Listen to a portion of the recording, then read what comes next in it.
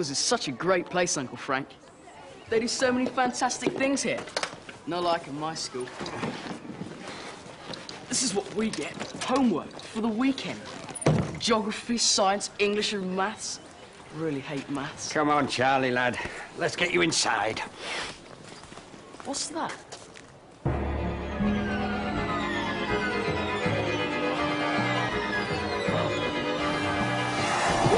What? That's fantastic. Hello, Charlie. Here for another weekend visit. That's right. Great. Mildred and her gang will be pleased. We'll see you later. Bye. Bye. I wish I could do that.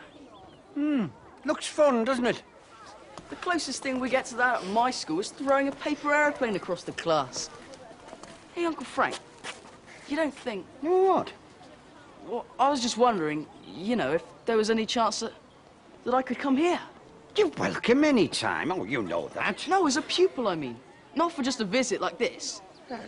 I wouldn't have thought so, no. I mean, it's a school for girls, isn't it? So what?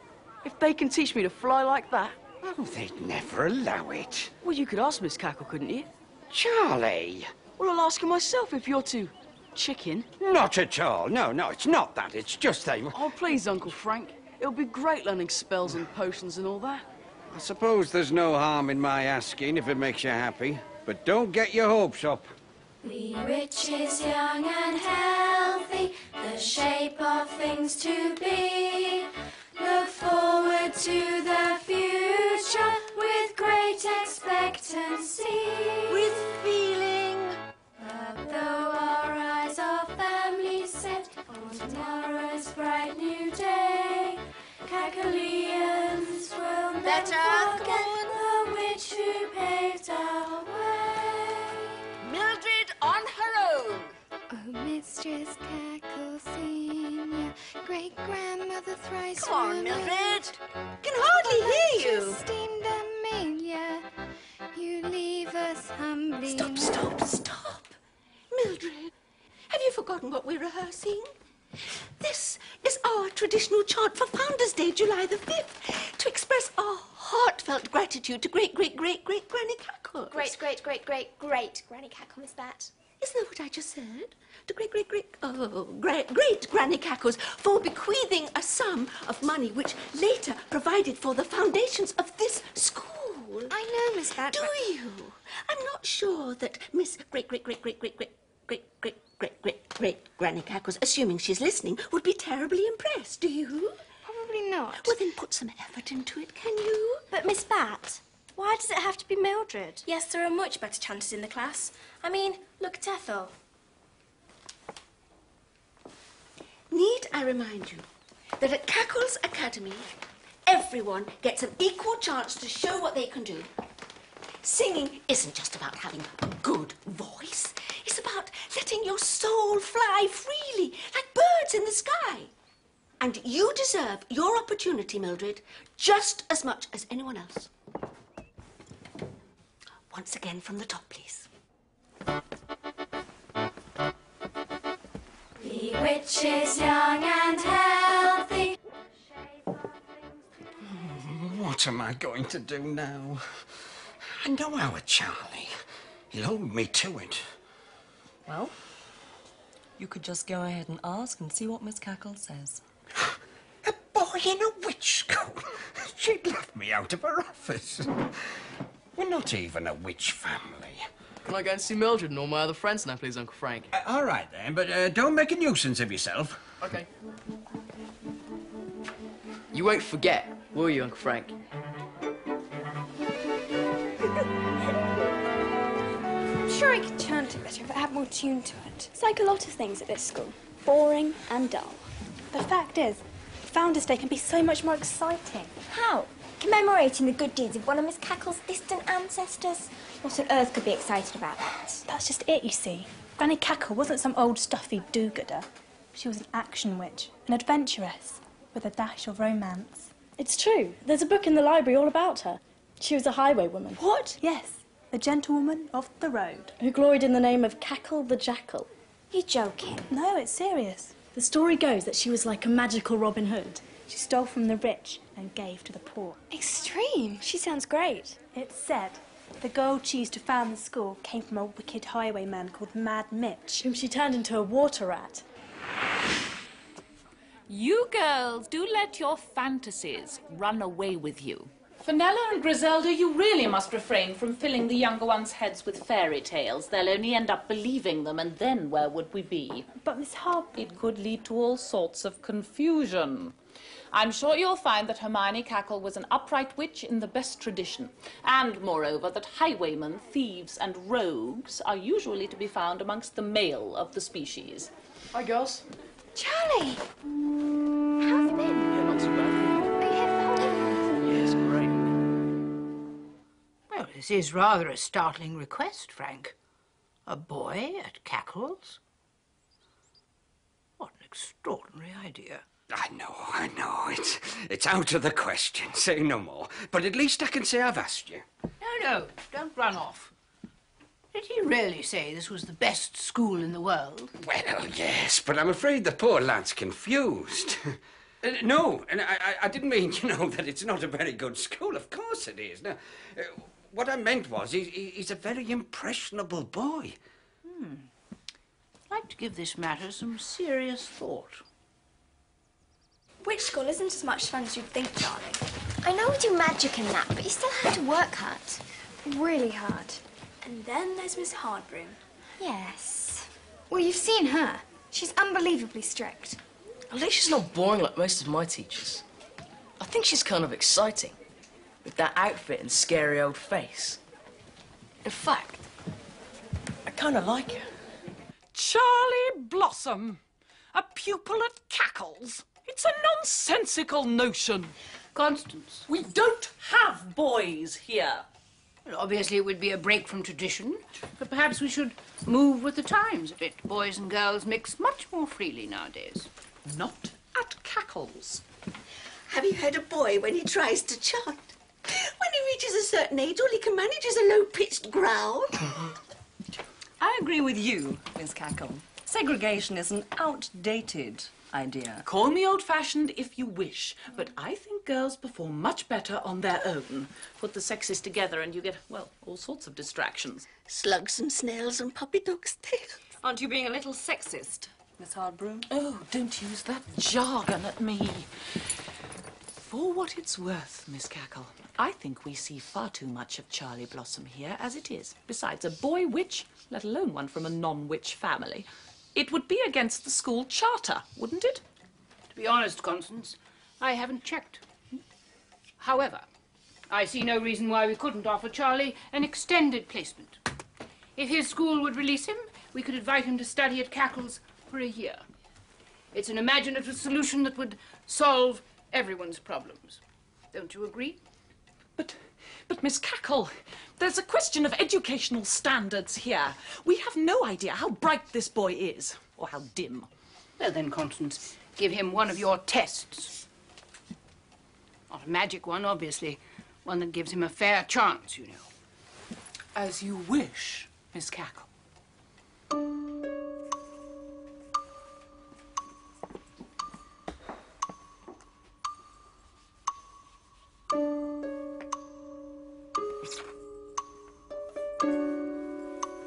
If it takes 4 witches 12 hours to train 6 cats to ride a broomstick, and it takes half as long to train a cat to ride a broomstick as it does for a snail to crawl right round a pond, how long would it take the snail to do 3 laps of the pond, assuming its speed remains constant?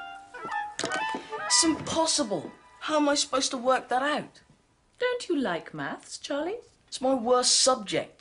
Couldn't you test me on something else? Maths is a very good indicator of intelligence. And you have to have a basic intelligence to be a witch, despite what you might think from meeting some of our girls. But they don't have to do things like this. They just have to wave their arms and boof. The answers are right in front of them. I'm afraid you have a rather over-romantic view of what witch school is about, Charlie. You have 14 minutes to finish the paper, and I'll be back to collect it.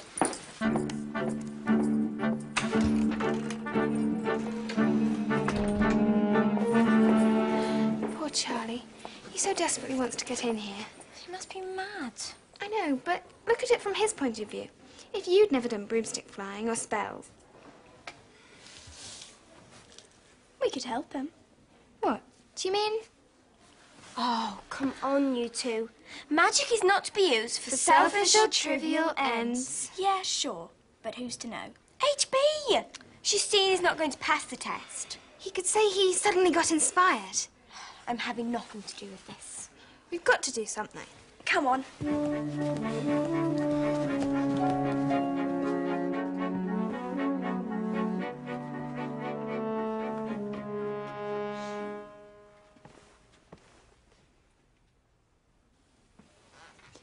Miss Cackle taught us that spell for solving basic equations.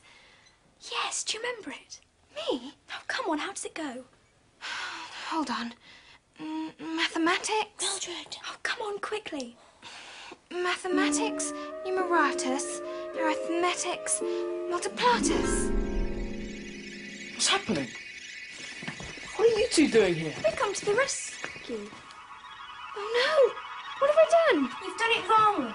It's not multiplicatus, it's calculatus. Do you know the stopping spell? Yes. Oh, let's go. Mathematics, numeratus, arithmetics, pluralatus. No, it's subtractus, not pluralatus. My sports day results. My distances and times. My notes. My time signatures. Oh, gracious. What on earth is going on? So what's the answer to this then? I don't know. It's like a swarm of locusts. How many numbers can there be? Infinite, I suppose. We'll have to go and get help. No, Millie, they'll get away. Oh, Millie, now look what you've done. We're going to go everywhere. Couldn't we catch them in a net or something? Stop right there, girls. And boy. Are you responsible for this spectacle? These numbers multiplying all over the school. Not anymore, Miss Cackle. But as for these four individuals, I rather think their number's up, don't you?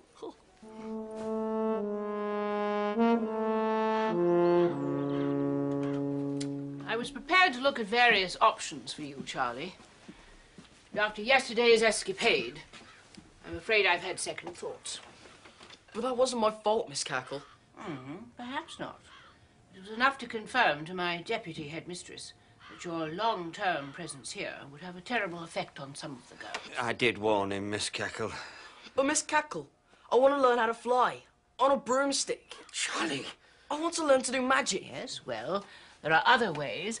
Why don't you think of becoming a wizard? Good idea, Charlie. Wizard academies are always on the lookout for new recruits. I don't want to be a wizard. Wizards don't fly. Well, they do shape-changing, though. It's very good training. But not as good as Cackle's academy, is it? Believe me, Charlie, I wish I could oblige. But despite your obvious enthusiasm, I've reluctantly come to the conclusion that we can't accept you here as a pupil.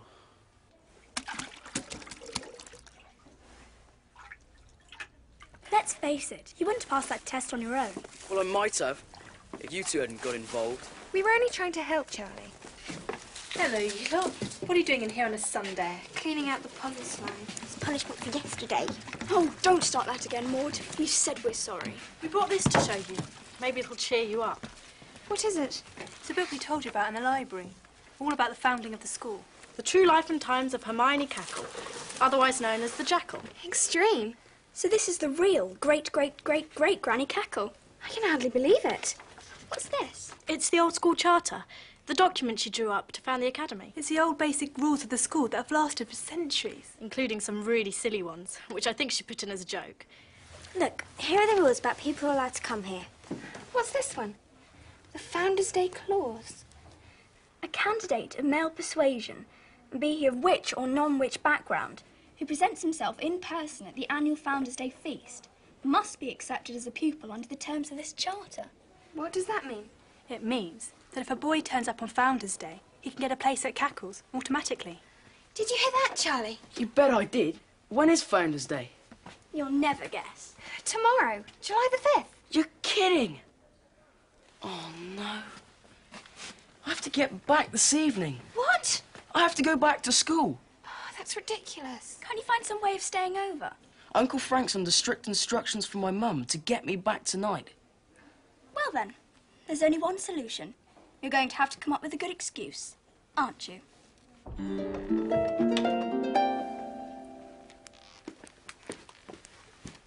What are you doing, Charlie? That's not going to fool anyone. If I've got to be ill, it's got to show. Yes, but come here. Look. It's a complete giveaway. There's only one way to convince people you're really ill. What? Magic lurgy. Magic lurgy. Enid, you're not serious. What's magic lurgy? It's a sickness conjured up by a spell. A real sickness? It'll feel real enough to you. Now, hang on a minute. What's the matter? Do you want to stay till tomorrow or not? And I thought boys were supposed to be brave. How bad is this sickness? However bad you want it to be. Enid. How does it affect you? A small dose would be a bit like the flu. Can you reverse it? Oh yes, whenever you felt like it. All right, then. Are you crazy? Not if it's going to get me a place in this school, Maud. Hold still then. Influenza, toxemia, bacillus, anemia.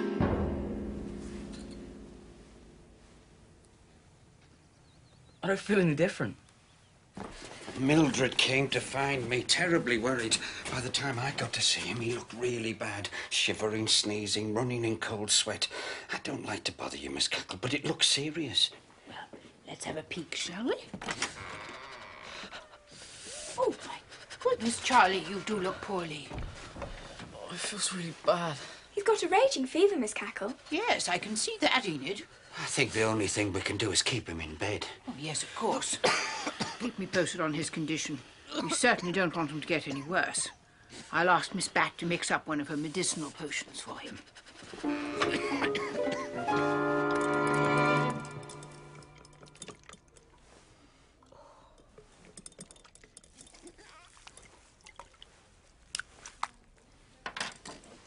It's so fascinating watching you make your remedies, Miss Bat. Yes, well, don't ever make this one yourself. This is a really potent potion. Should only ever be administered by a really adult witch.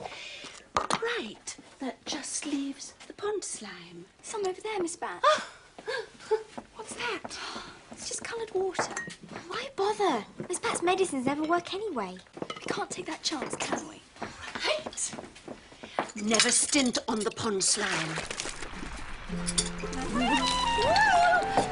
He's never done that before. Good boy, Charlie. Just one more sip. He's had several doses of the potion, but he's worse, if anything. There's no way I'm going to be able to get him home tonight. No, of course not. You can't force the boy to travel in this state. We'll just have to look after him and see how he is first thing. We've done it. It's worked. I hope you're right. Poor Charlie, though. He must be really suffering. Yes, I know. But it's what he wanted.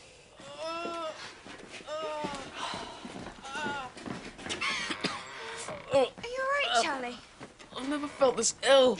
Just a few more hours and then Enid will make you well again. And you'll be a pupil here. What's in that potion that crazy woman's giving me? It's disgusting. Oh. We told you witch school wasn't all that fun, didn't we? I can't take it anymore. Does he have to put up with this? For goodness sake, Enid, take the spell off. We know he's going to be here for the rest of the night now. We can't risk it. If he's found well again, he'll be sent home immediately. This whole thing would have been a waste of time. Waste of time? Isn't that exactly what it's been, anyway? Oh, don't look so surprised. I know your little game. I know all about the Founder's Day clause and magic lurgy. Did you really think you were going to get away with this? I can explain, Miss Harbroom. Oh, for goodness sake. Ooh. Let me put you out of your misery.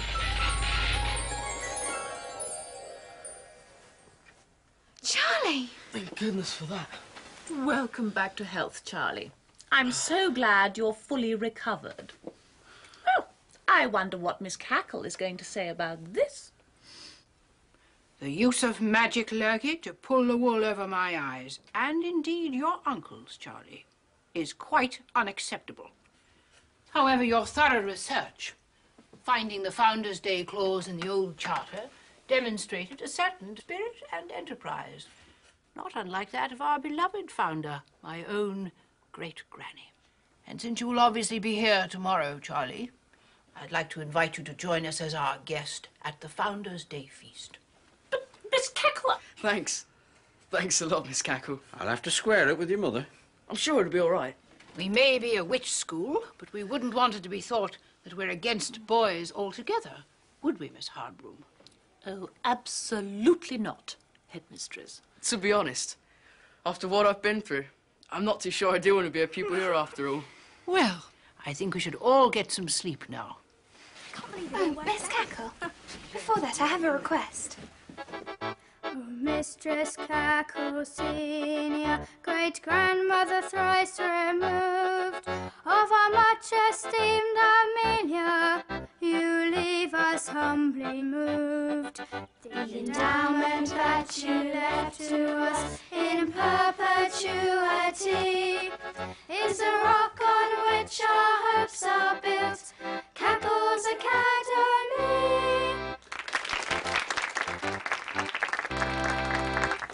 Thank you, second years, for that wonderful rendering of our Founders' Day chart. I'm sure my great-great-great-great-great-grandmother would have much appreciated your performance. However, my illustrious ancestor was a witch of many parts who enjoyed many musical styles. And in a break with tradition, we will now hear an alternative tribute to her. Is that?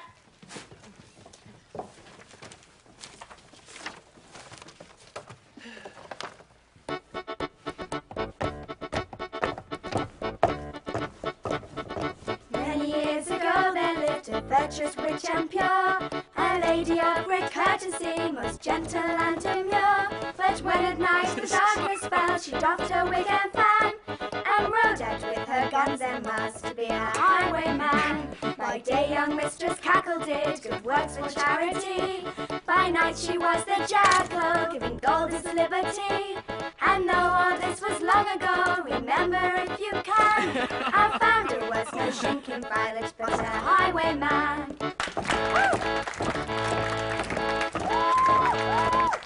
Great.